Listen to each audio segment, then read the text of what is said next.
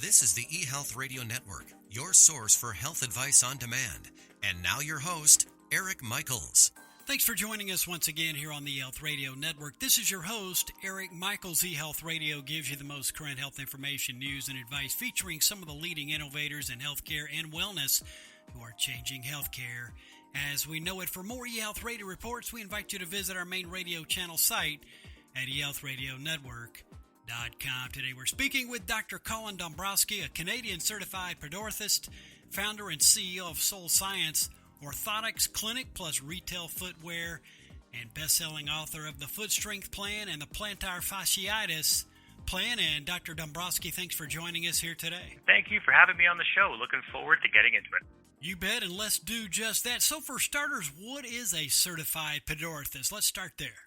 Well, really quickly, we're a group of foot and lower limb professionals that are trained in the design, the manufacture, and the application of footwear and orthotics and certain types of therapeutic techniques to the foot and lower extremity.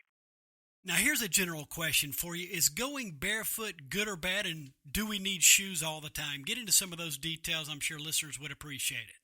Man, we're jumping right into the topic. So, at that end of the day, I love to say it's just not as simple, as this is bad or this is good when it comes to everyone. And it's specifically the application of that to everyone. It really depends on your individual situation. So if you're a diabetic that's lost protective sensation who might be at risk for a foot ulcer, generally going barefoot can be potentially a very dangerous situation. If you can't feel that there's something that is causing a friction point or something that's going to cause some problems, then certainly, that could be an issue for you. Because not taking care of properly, these ulcerations can lead to, real big problems.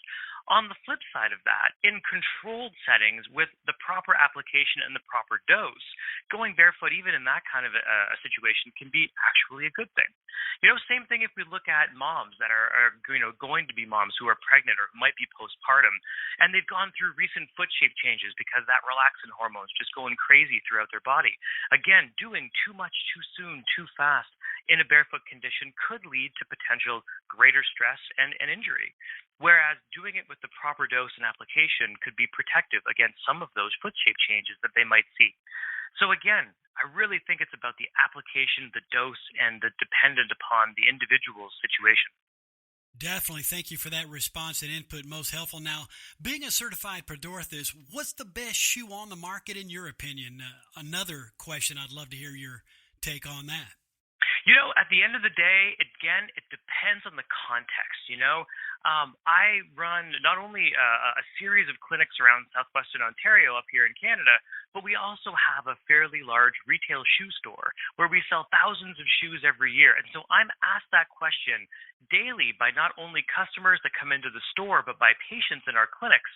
And at the end of the day, the best shoe, the one shoe that I can say, go and buy this ASICS or that Hoka or this New Balance, just doesn't exist.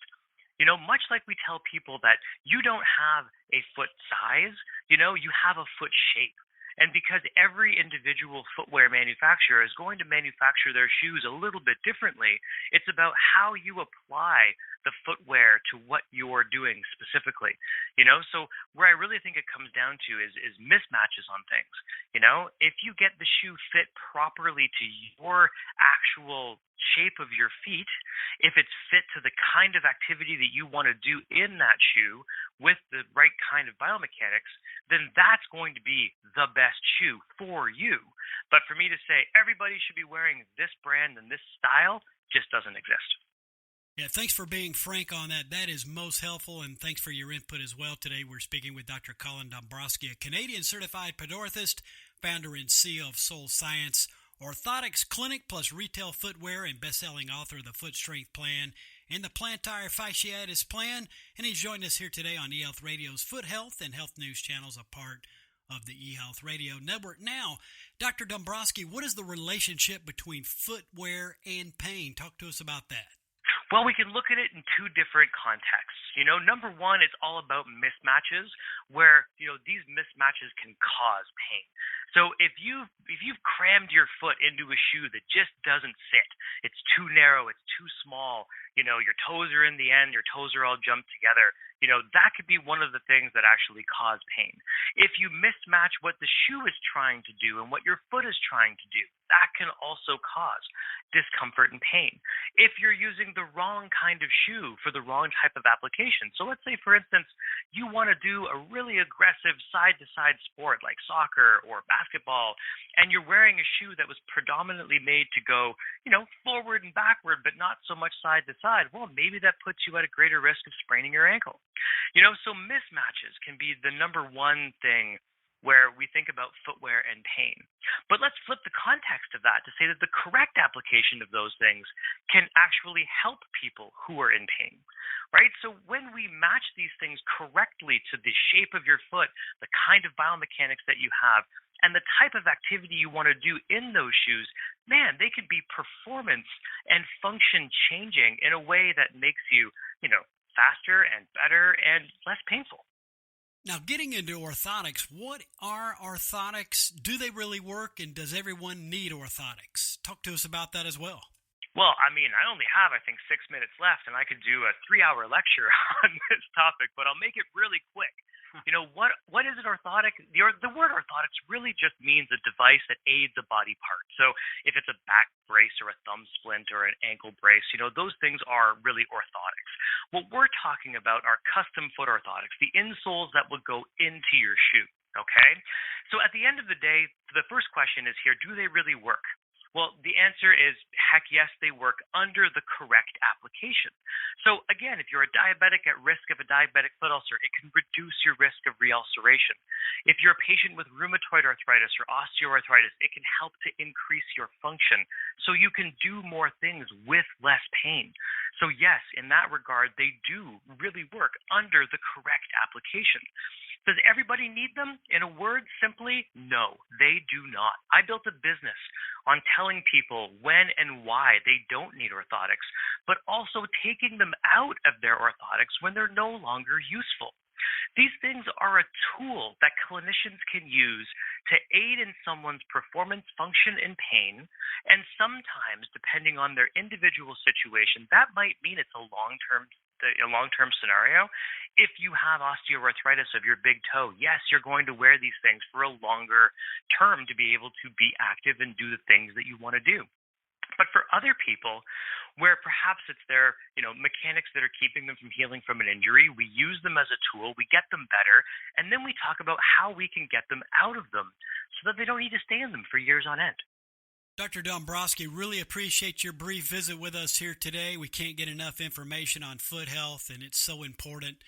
And again, we really appreciate what you do in this space as well. In conclusion, what can one do to keep their feet healthy and strong? Let's wrap things up with that. Simply make them work like feet again. That's it. Can you do things like curl your toes, fan them apart? Do you have the motor control to be able to connect with your feet and make them work like feet? If you can't, start with the basics of range of motion and waking up those connections between your brain and your feet. That's why I wrote my latest book, The Foot Strength Plan. It runs you through the basics of how to do just that on a day-to-day basis. Sounds like to me just keeping it simple is the best place to start. Dr. Dombroski, again, thanks for your time spent with us here today. I'm sure listeners want to know how they can get more information on you, your practice, and your books, the Foot Strength Plan and the Plantar Fasciitis Plan. Where can listeners get all the details? Well, you can simply check out the books on Amazon, or you can go to our website, which is stuffaboutfeet.com. And that's about as easy as it gets. Again, listeners, it is stuffaboutfeet.com. Dr. Dombroski, all the best. Thanks for joining us here today on eHealth Radio. Much appreciated. Thanks for having me. Have a great day.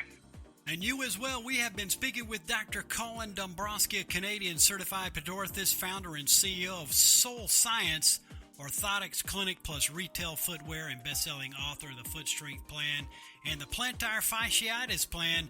And to learn more about the clinic, visit solescience.ca. And for all other information, visit stuffaboutfeet.com. And again, this has been your host, Eric Michaels, and we do thank you for your continued support of the eHealth Radio Network.